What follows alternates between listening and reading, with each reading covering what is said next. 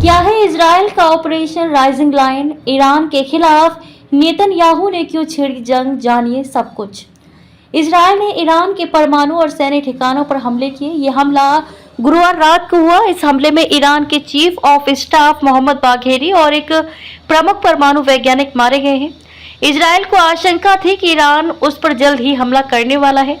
Israeli अधिकारियों ने दावा किया कि ईरान परमाणु बम बनाने के बेहद करीब पहुंच गया था।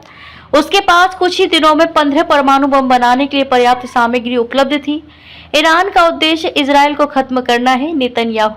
इजराइल ने इस कार्रवाई को ऑपरेशन राइजिंग लायन नाम दिया है। इजराइल ने दावा किया है कि ईरान का उद्देश्य उसके देश के अस्तित्व को खत्म करना है। इजराइल ने अपनी रक्षा के लिए यह कार्रवाई की है। हमले के बाद इजराइल के सैन्य प्रमुख ने कहा कि देश अपनी सभी सीमाओं पर पूरी तरह से तैयार है। वहीं इजराइल ने अपने दुश्मनों को कड़ी चेतावनी दी है। उन्होंने कहा, हम सभी सीमाओं पर तैयार हैं।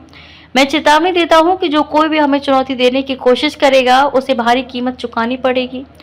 वहीं इस कार्रवाई के बाद इजरायली प्रधानमंत्री बेंजामिन नेतन्याहू ने कहा कि जब तक इजराइल अपना मिशन पूरा नहीं कर लेता तब तक कार्रवाई जारी रहेगी। इस कार्रवाई से हमारा कोई लेना देना नहीं। अमेरिका दूसरी ओर अमेरिका का कहना है कि किन हमलों में उसका हाथ नहीं है। अमेरिकी विदेश मंत्री मार्को रूबियो ने ईरान पर इजरायली हमले के बाद एक बयान में कहा, आज रात इजराइल ने ईरान के खिलाफ एक तरफा कार्रवाई की। हम ईरान के खिलाफ हमलों में शामिल नहीं हैं और हमारी सर्वोच्च प्राथमिकता क्षेत्र में अमेरिकी सेना की सुरक्षा करना है। इजराइल ने हमें सलाह दी है कि उसका मानना है कि ये कार्रवाई उसकी आत्मरक्षा के लिए जरूरी थी।